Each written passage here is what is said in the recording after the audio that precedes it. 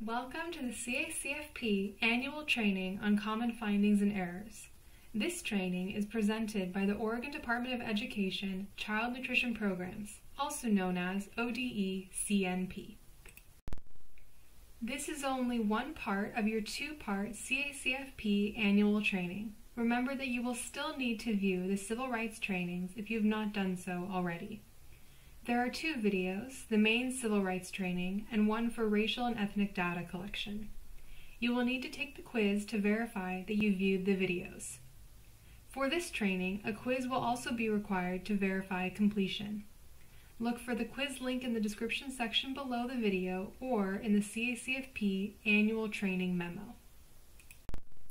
In this training, we will be looking at common findings and errors. First, we'll go over some learning objectives, or what we hope you get out of this training. Then we will look at where we are at with the road to normal. Then we will get to the main part of our training, which is on common findings and errors. There are two parts. The first is on site issues, and the second is on oversight issues. After each part, we will have a series of scenarios. Here are the three objectives we hope you learn today. First, we hope that you will understand the requirements of CACFP. Second, that you will know the common findings that occur within CACFP. And finally, that once you know of these issues, you will be able to proactively address any findings and errors within your program. In this training, there are some findings or errors that only apply to specific sponsor types. This training will call out the specific sponsor types that the finding applies to, and a yellow tag will be shown on the slide indicating the sponsor type. Let's start with the road to normal, so we can situate ourselves in the current world of CACFP. Normal is really hard to define, but here we are using it as a shorthand for what is currently going on for CACFP sponsors. And right now, many of our sponsors are experiencing understaffing, lots of staff turnover, and consequently, a lot of new staff. While supply chain issues are not as big of a problem as it was last year, it continues to be an issue across many sectors. In general, there seems to be a lot more confusion about everything due to all the factors involved, and CACFP is not unique to that.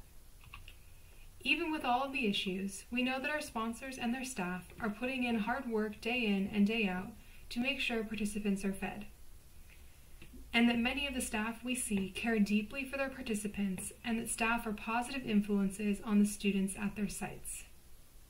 We want to express our gratitude to ODE for all the work that is done to feed the many kids and adults who otherwise would not get a meal. So thank you from the community team at ODE-CNP. We wanted to thank all of our CACFP sponsors for the hard work and long hours over the last few years.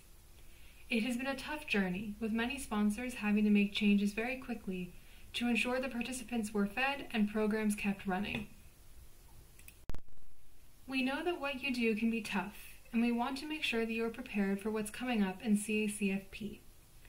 ODE's goal is to support our sponsors and help them maintain strong CACFP programs all across Oregon by providing them with guidance on USDA requirements, keeping the trainings focused on the need to know, and being available to sponsors for any questions they may have. That is why we are focused on common errors for this training, so we can provide relevant information for our sponsors in a straightforward format. Before we get to that though, we also want to make sure that you are aware of the current status of waivers. While USDA has not provided much in the way of nationwide waivers within the last year, there is still one waiver available, which is the Site Monitoring Waiver, number 96. It allows off-site monitoring and will end 30 days after the end of the public health emergency. The White House has indicated they will end the public health emergency on May 11, 2023, so this waiver will only be allowed through June 10, 2023. If you would like to use this waiver, you will need to opt into this by completing the 2022-2023 Oregon Waivers Form. Note that this does not waive anything except for the off-site monitoring. We will also have a few state waivers that USDA approved. These are only available when your county is in the high COVID risk category as defined by the CDC map. These 3 waivers include the meal service time flexibility, non-congregate feeding, and parent-guardian pickup. You will need to have prior approval, which requires filling out the 2022 to 2023 Oregon Waivers Form. Again, this is only applicable when your county is in the high COVID risk category. This waiver will expire on 6/30/2023. This means that after June 2023, the expectation is for all CACFP operations to fully go back to pre-COVID requirements. This is why it is especially important to understand the CACFP requirements and some of the issues that have been coming up. Let's get into the common findings and errors that you see on site. Our first section is on meal counts and attendance. We will look at these 3 common findings of meal count consolidation errors, point of service meal count errors, and claiming meal not verified by attendance records. Meal count consolidation errors are a common finding, especially for sites that hand calculate their totals. It goes without saying that accurate meal counts are a requirement in the regulations, and the basis for these requirements can be found in 7 CFR 226.15 E4 and 7 CFR 226.10 C. Most of the time, the errors are clerical. Someone misread a number or miskeyed a number. Tallies may be miscounted or added incorrectly. Correcting this issue often depends on the system in place and the procedures in place. Most often, a double-check procedure needs to be implemented, and occasionally, there may need to be a revamp of how meal counts are consolidated. And sometimes, the errors start from the beginning of a meal count procedure, at the point of service. The regulations in 7 CFR 226.15 E4 call this time of service meal counts. The general language has moved to point of service.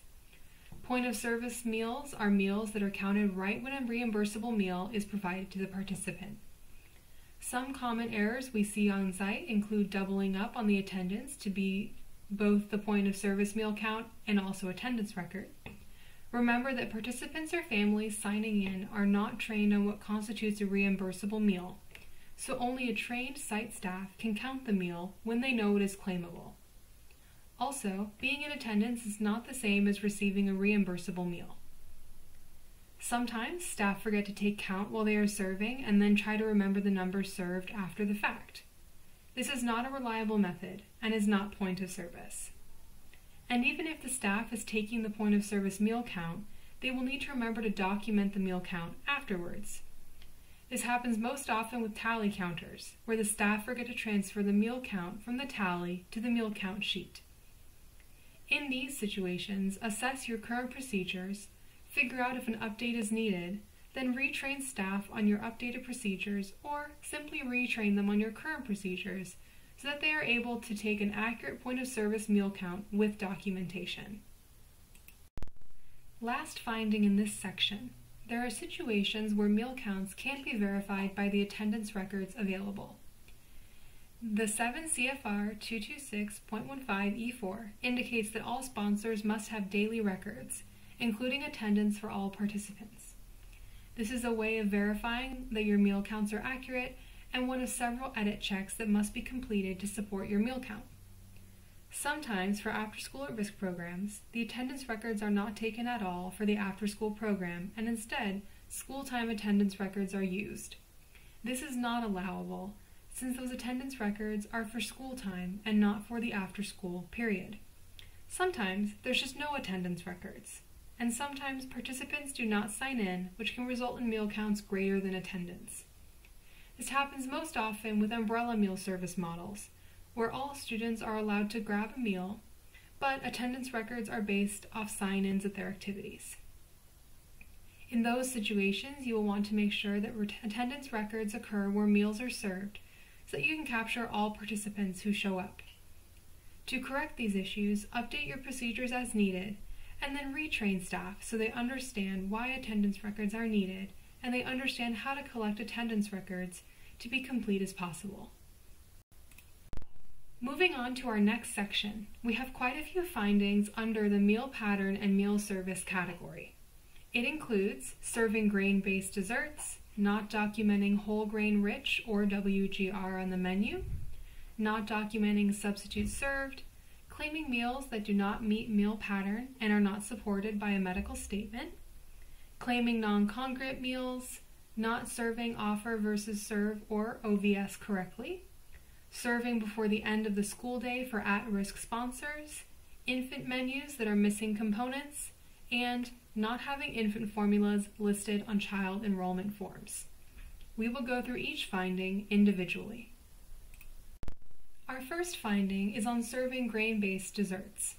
In 2017, there was an update to the regulations, and now 7 CFR 226.20 A43 states that grain-based desserts do not count towards meeting grain requirements.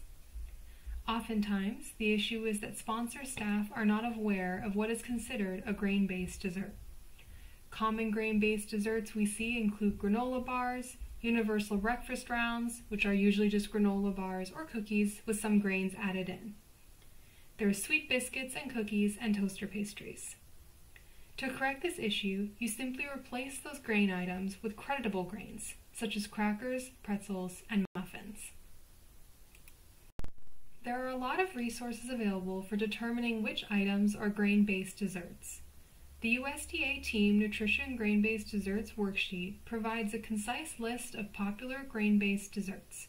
The CACFP Crediting Handbook provides tables in the grain section that details whether an item is creditable or not. Similarly, the Food Buying Guide website and app also provide guidance on creditable items. Another common finding is not documenting whole grain-rich items on menus.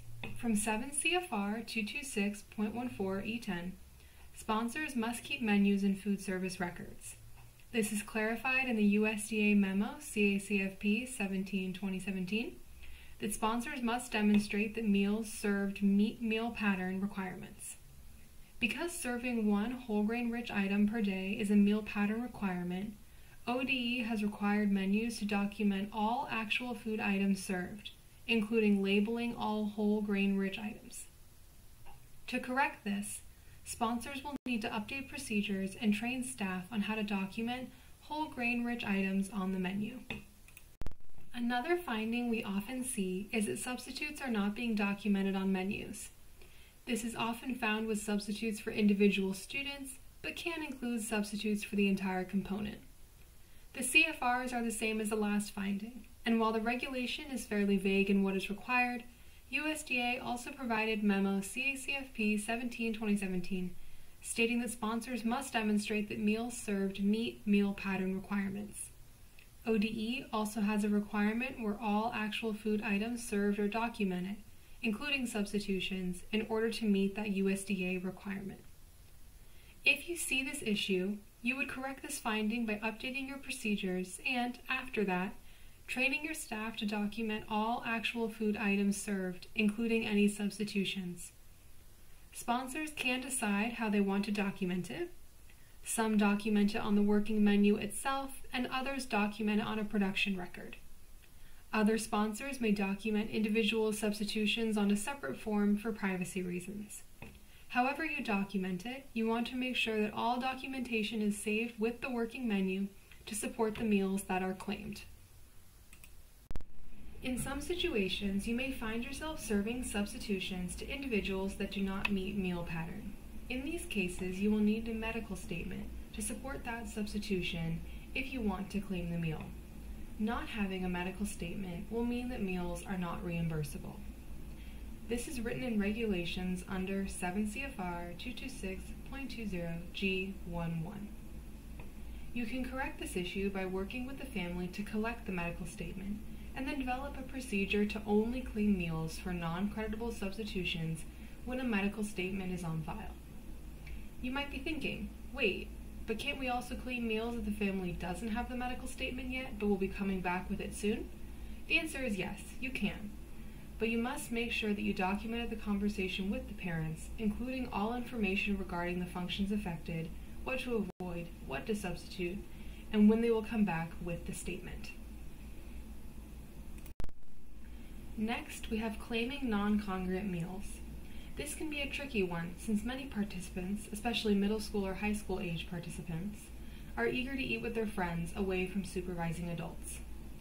Congregate meal requirements are written into the regulations in 7 CFR 226.19b63 and Memo CACFP 10/2017. Only allows participants to take up to one vegetable, fruit, or grain item off-site to eat at a later time. This one is hard since the rule was loosened to allow non-congregate meals during COVID, and this means that it may require retraining the participants as well. Writing procedures will be the first step for this, but a lot of times it will be about changing the attitude of all stakeholders on the ground. Sometimes it will require being creative with your solutions.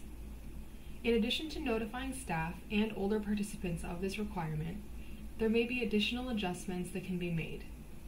For example, if students are leaving the cafeteria, maybe a screen can be set up to show movies so they are more willing to stay in the cafeteria while eating. Maybe participants like to eat in a classroom with their favorite teacher, and you can train the teacher on meal service requirements so it can be a supervised meal setting. Some kids like to eat outside where their friends are waiting for the bus, and in that case, sponsors can train the teachers and administration that are outside waiting with the kids on meal service requirements. The training doesn't have to be the same full meal service training you provide to your kitchen staff, but only needs to be a basic overview of what kids are allowed and not allowed to do with the food that you can give at a school staff meeting. As with all procedures, what works will vary from site to site, so work with the principal or site supervisor at the location and see what the staff there will be open to. Another issue we often see for adult daycare and at-risk after-school sites is that on-site staff are not serving offer versus serve, or OVS, correctly. Sponsors must offer all required food components, and the participants are allowed to decline up to 2 of the 5 components for lunch and supper. OVS is not allowed at snack. Some of the common errors we see is staff claiming meals when participants take less than 3 components. Sometimes a participant will take 3 items, but 2 of the items are from the same component. This does not count. Or staff may be offering less than the 5 required components. For example, they might have run out of one of the components and decided that the participant still had up to 3 components they can take. That is not allowable OVS meal, and all meals claimed under OVS must have all 5 components offered. ODE has several handouts that can be used to train staff. We have an explanatory handout and also an examples handout. These are available on our CACFP meal pattern and menu planning page. To correct this issue, make sure to update your procedures as necessary and then train your staff on the correct OVS requirements. Sometimes it's about staff not knowing what to do when a participant refuses to take at least 3 components. In that case, make sure to include a section in your procedure on steps to take if a participant refuses. Some sponsors send the participant back for more items, others just don't claim the meal, but note it as non-reimbursable on their production record. You can decide how you want to handle it, but all procedures need to ensure that only reimbursable OVS meals are claimed. Again, offer versus serve only is applicable for adult daycare and at-risk after-school sponsors only. When it comes to meal service, timing is also important. It is especially important for school districts where lines can be blurred.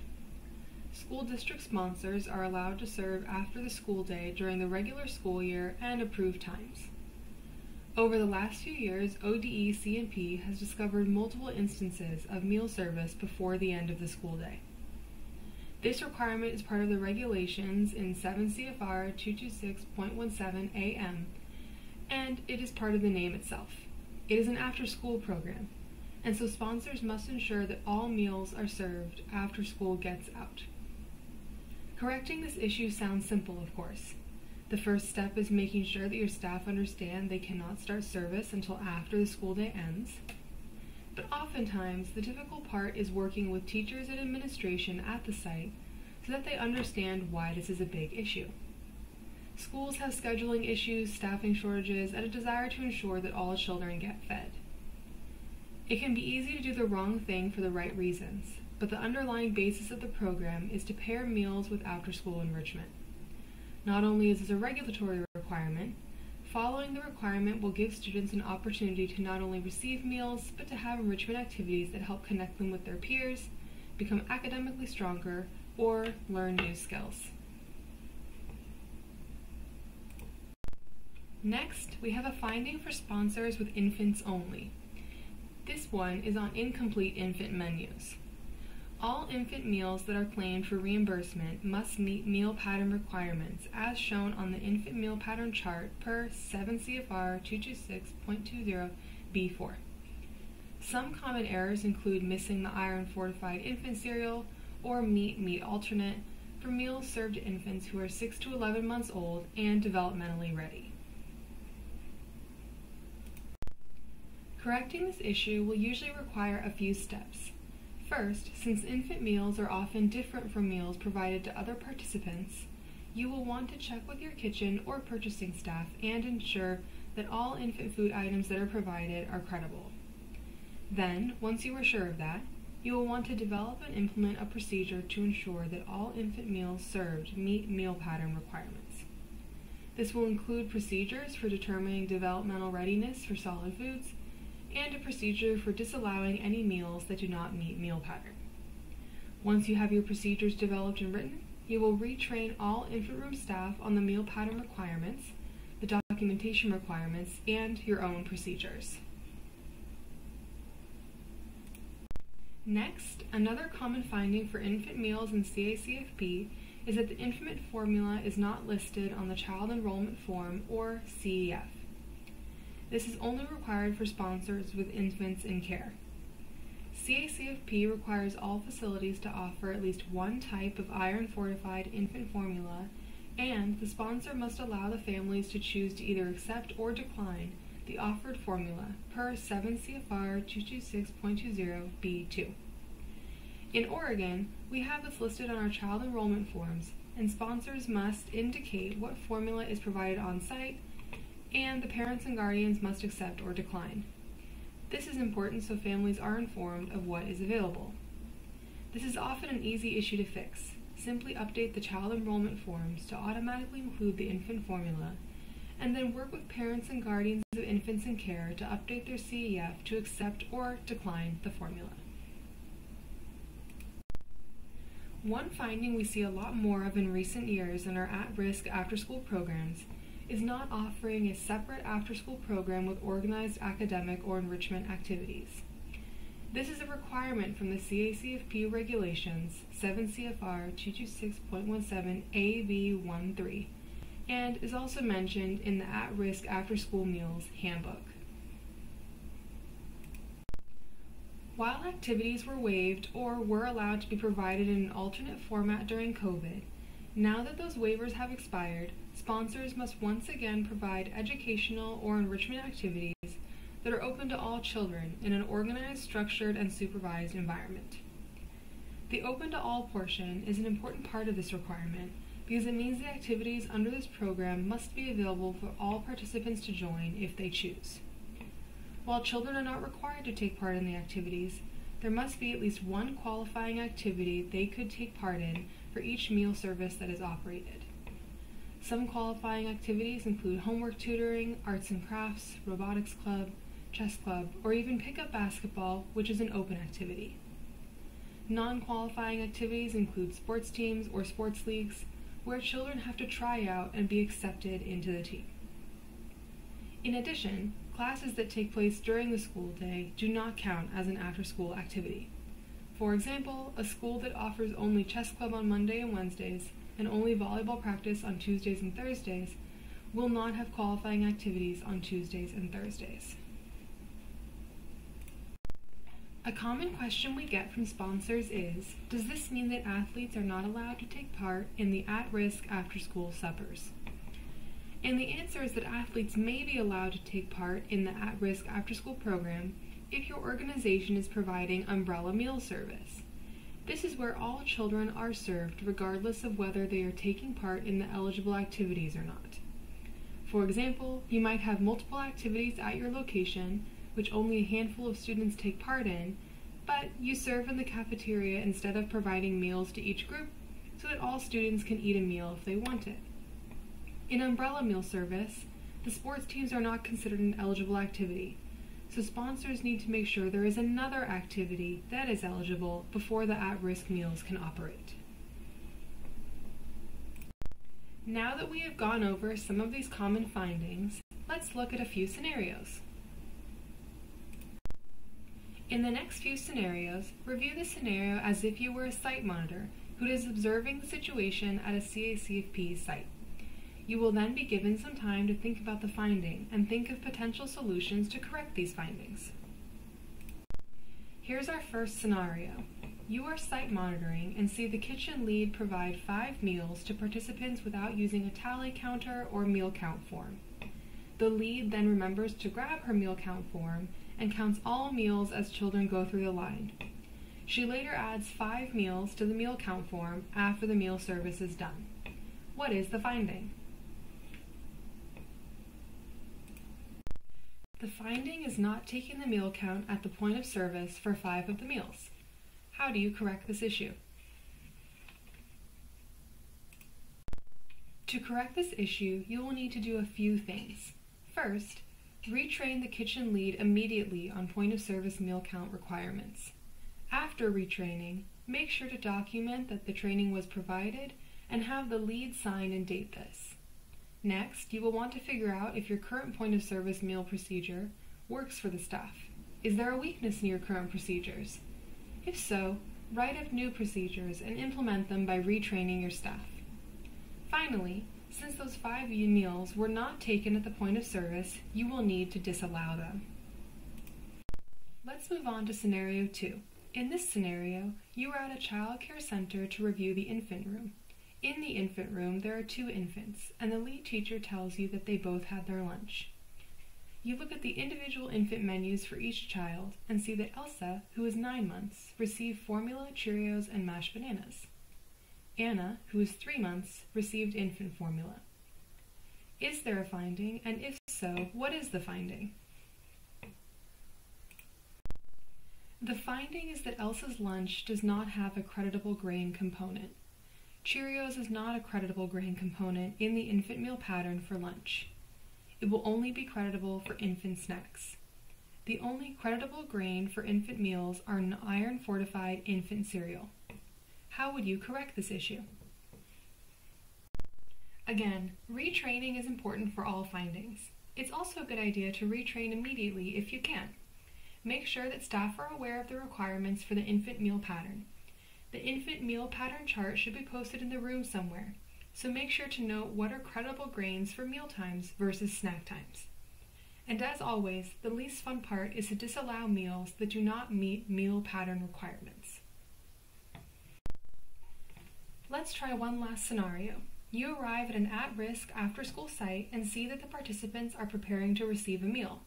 You ask the site staff what activities are happening that day, and are told that the only activity scheduled for that day, chess club, is not occurring because the activities supervisor is out sick.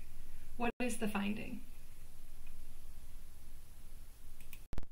The finding is not offering an organized academic or enrichment activity for the after-school program. How do you correct this issue? In this situation, you will want to see if there are staff who can provide an alternate organized and supervised enrichment activity for the day. You will also want to work with staff to let them know why it is required to have the supervised and organized activity for all days that CACFP at-risk after-school meals and snacks are served. In some cases, if there's only one activity, alternate activities or substitutes should be planned. In all cases, things come up, and you may find yourself in a situation where you have no activities. Develop and implement a plan for staff to take when there are no activities provided for the day. This should include disallowing all meals if no activities are provided for that day. Now let's go over common findings and errors with oversight. These are findings that come up with administrative oversight. Staff training findings can be common, and we will go over these 2 common findings. Some Sometimes, sponsors forget to complete their annual training requirements for all staff. Some situations we have come across include plain forgetting to train within the last calendar year. Others include forgetting to train new staff that came on after the annual training for most staff.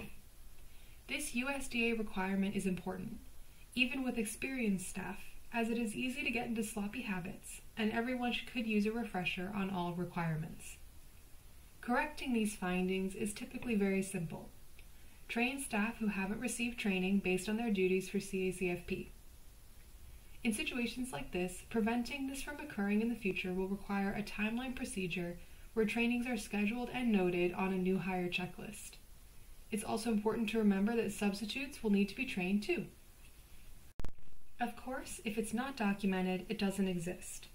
Even if you did everything right and trained all your staff, if you don't have documentation of the trainings, it doesn't count. USDA requires documentation to show it happened, and they want documentation that shows what was trained, where, and when the training took place, and who was there at the training.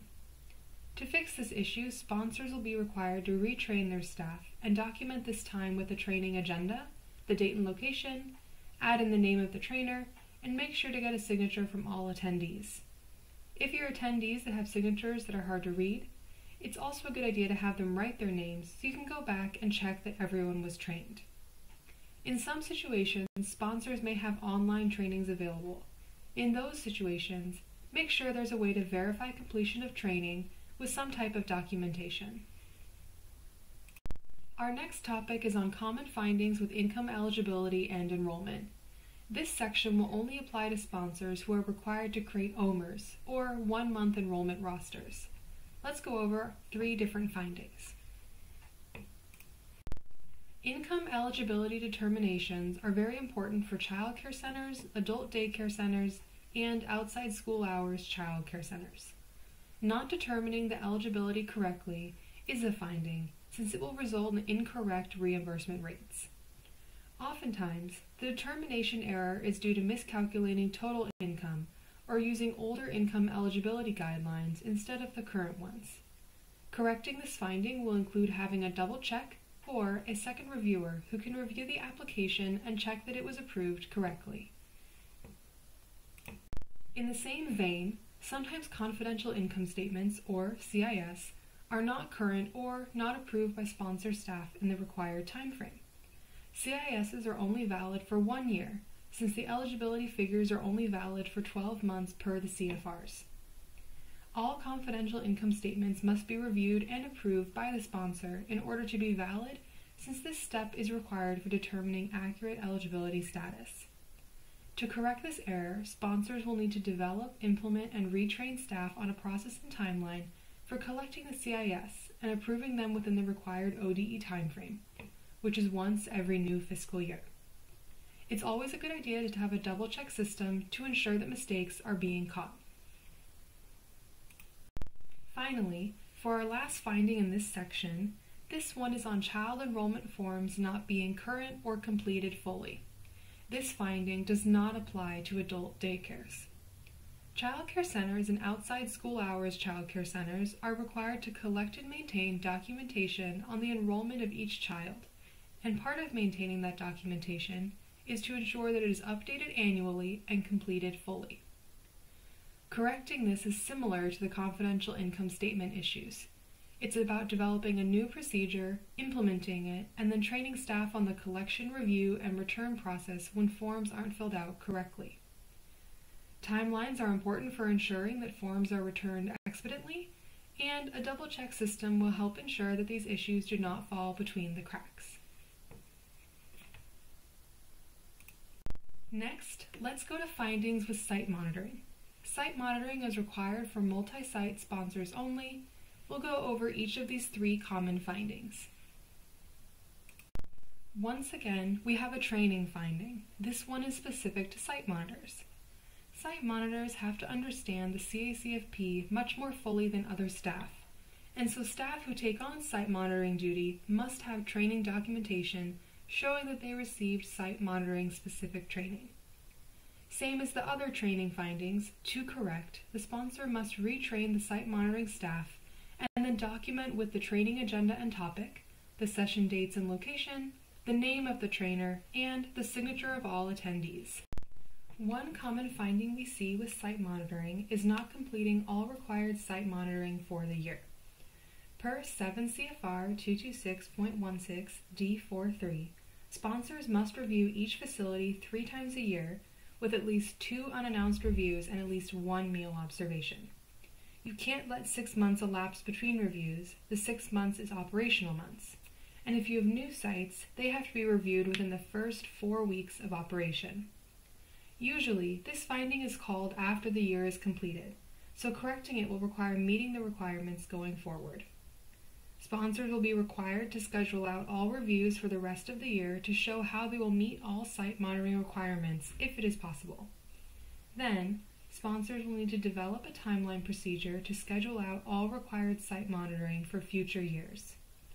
This typically includes making sure you have enough staff who can site monitor for the number of sites you have.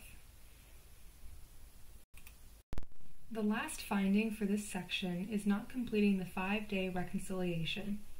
The site monitoring form must be completed, and we find that the 5-day reconciliation section is the one most often missed.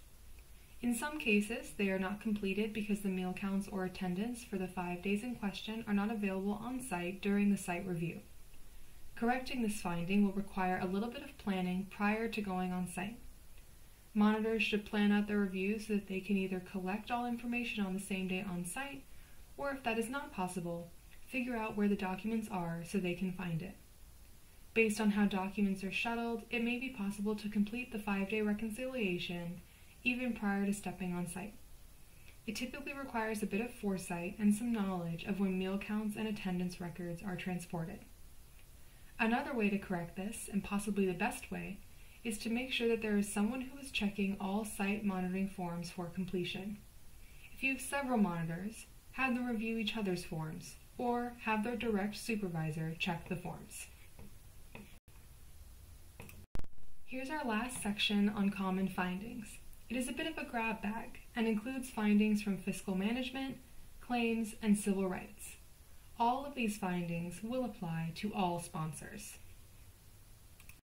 The most common fiscal finding is not having a system to track CACFP expenses separately from other C&P expenses.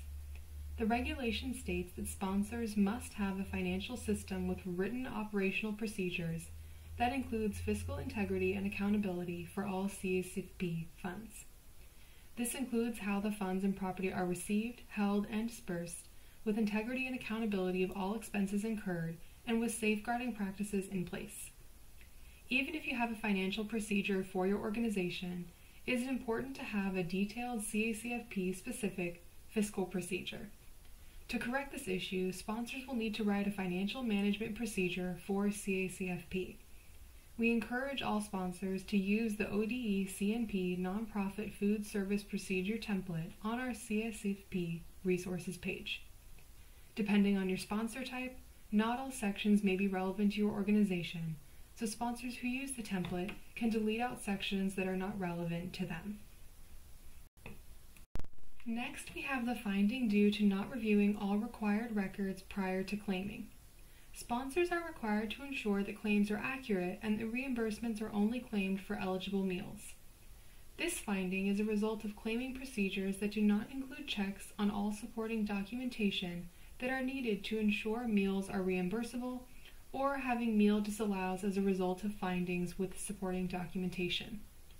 Usually what we find is that the menus and menu documentation are not being checked, and that there are meals that do not meet the meal pattern.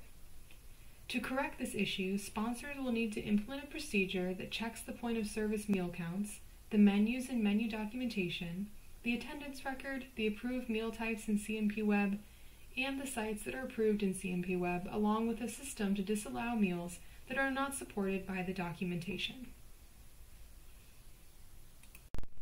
Finally, we have our civil rights finding, where sponsors did not collect the racial and ethnic data annually. Racial and ethnic data does still have to be collected annually for each site. In May 2021, there was a memo that came out that removed visual identification as a method of collecting racial and ethnic data. However, it did not remove the requirement for racial and ethnic data to be collected. This is a simple correction. Sponsors will need to collect racial and ethnic data going forward at least once per year for all sites, and to help with that process, we'll need to develop and implement a timeline procedure to collect the data.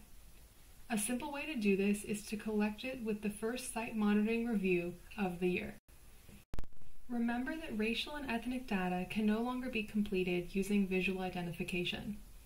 School districts and other sponsors may have aggregate racial and ethnic data available already, and if it is available, sponsors are allowed to use this data for CACFP.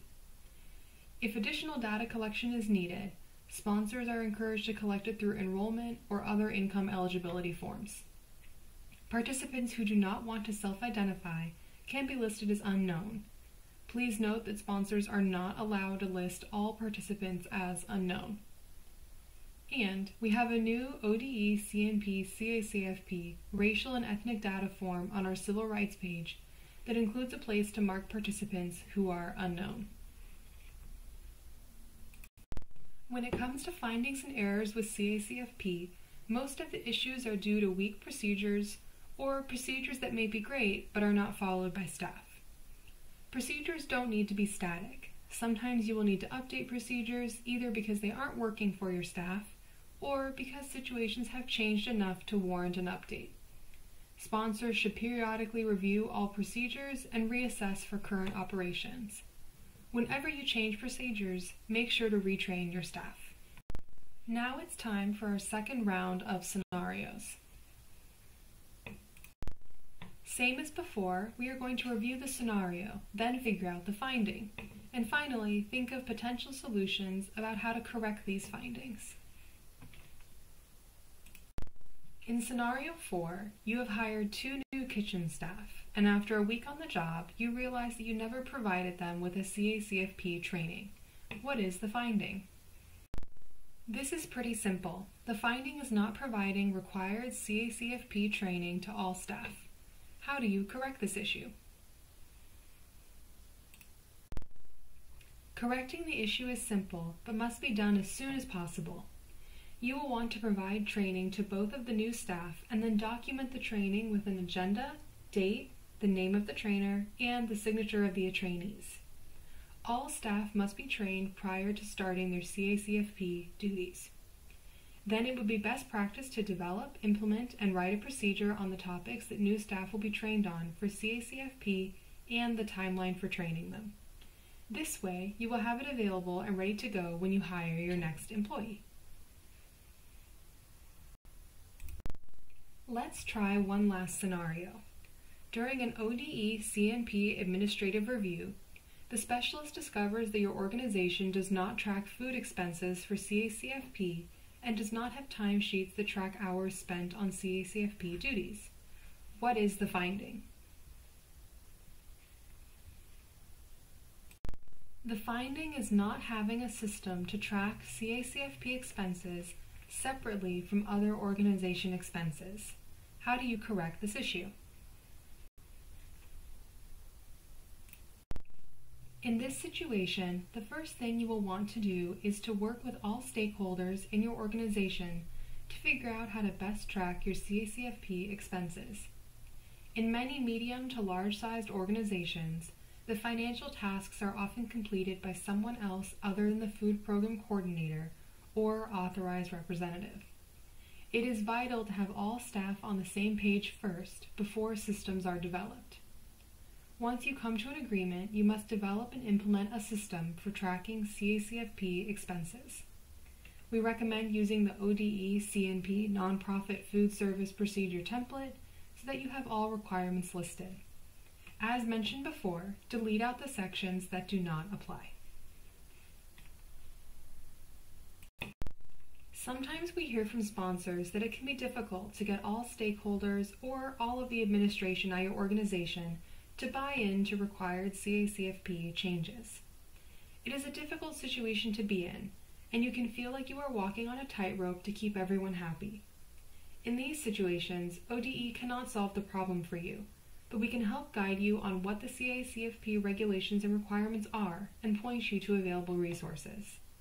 Having knowledge of the requirements can help you make an educated decision and allow you to better explain what is needed to your staff or administration. If you are lost or don't understand the regulations, ask your assigned child nutrition specialist for help. It is also helpful to connect with all stakeholders first, before you start changing your procedures, so you can understand what some of their concerns might be and hopefully work with them to mitigate any potential issues.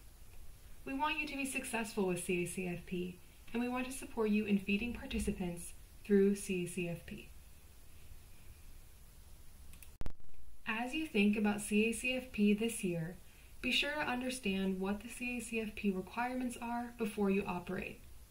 Know the common findings that can happen so you can avoid these issues. Then, if you see any potential issues coming up, be proactive about addressing those findings and errors in your program.